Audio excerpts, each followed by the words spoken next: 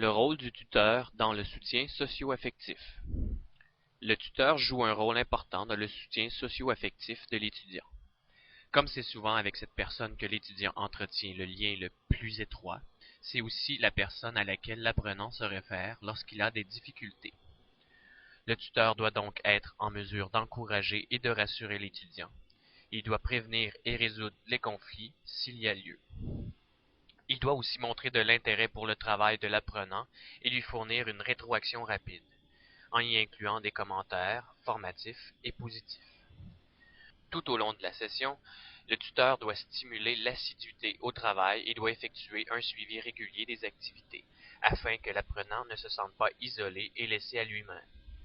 Lorsque le tuteur s'aperçoit qu'un apprenant vit des difficultés, il se doit d'être proactif, avoir le sens de l'initiative. Différentes interventions peuvent être utilisées par la personne tutrice. Lorsqu'un apprenant éprouve des difficultés, elle peut notamment établir rapidement un contact personnel avec celui-ci, en présence, au téléphone, en vidéoconférence ou tout autre moyen. Durant la session, elle peut aussi maintenir un contact régulier avec ses apprenants afin de s'assurer de leur participation et de leur motivation par rapport au cours. La personne tutrice a aussi le rôle de maintenir un climat d'échange respectueux entre les étudiants inscrits au cours et ce, pendant toute la durée de la session. En plus d'assurer le soutien socio-affectif de l'étudiant, ces interventions ont pour effet de limiter le décrochage. Plus concrètement, durant un échange virtuel, par exemple une séance de clavardage, voici comment la personne tutrice doit tenir compte des aspects socio-affectifs des apprenants. Elle doit être présente et à l'affût de toutes interventions. Elle doit tenir compte des différences individuelles. Elle doit se montrer compréhensive, savoir que la vitesse d'apprentissage n'est pas la même pour tous les apprenants. Elle doit fournir une rétroaction significative, constructive et valorisante afin que les étudiants développent une vision positive de leur participation.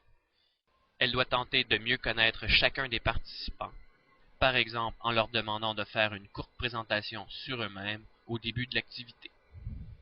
Finalement, elle doit éviter d'avoir une approche autoritaire. Examinons dans le vidéoclip Rencontre individuelle comment la personne tutrice réalise un soutien socio-affectif.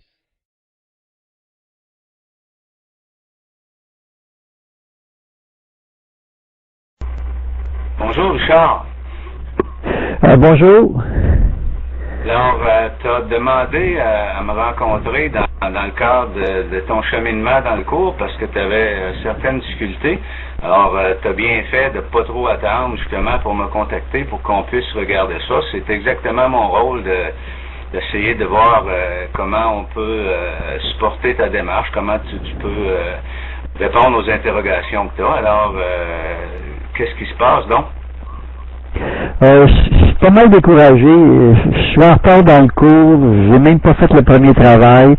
Ça va pas bien dans ma vie. Puis j'ai quasiment le goût d'abandonner le cours.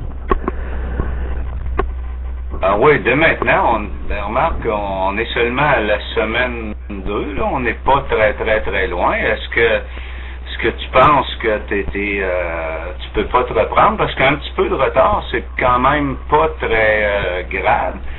Dans une démarche d'apprentissage à distance, ben, on a quand même l'avantage de pouvoir mettre un peu de souplesse. Qu'est-ce qui te décourage comme ça, donc? J'ai pas grand temps pour faire le cours.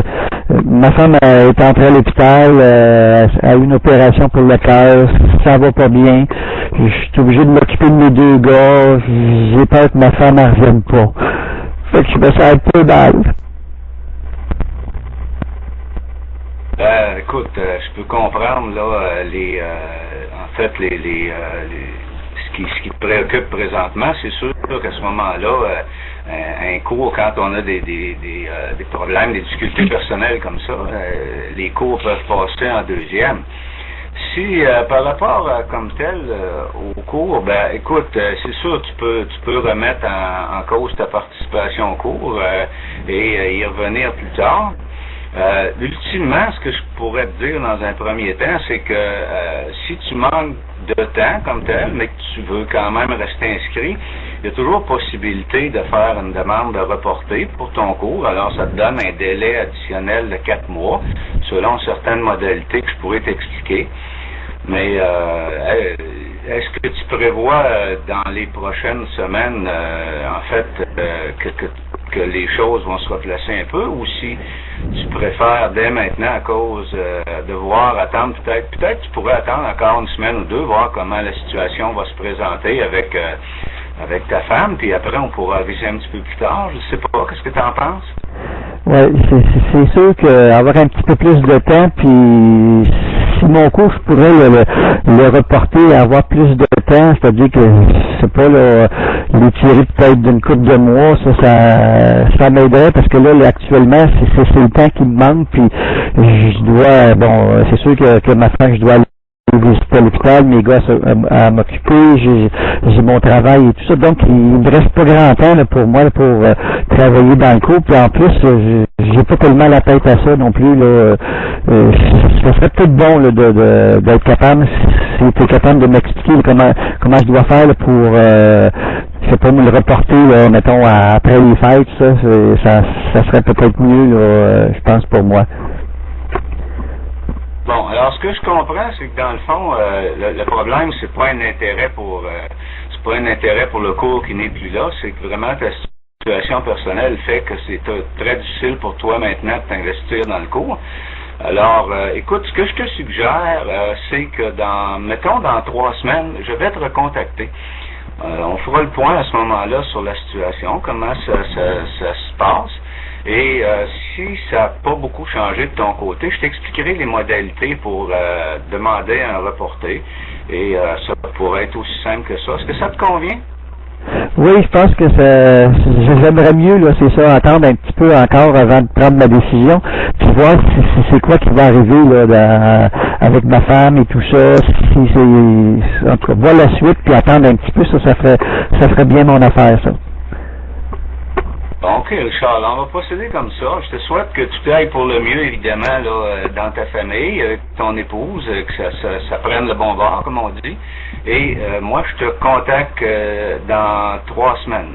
C'est bon? Alors, t'as bien fait de me contacter, puis on va tenter, là, avec les modalités qu'on peut mettre en place, de te donner le meilleur coup de main possible.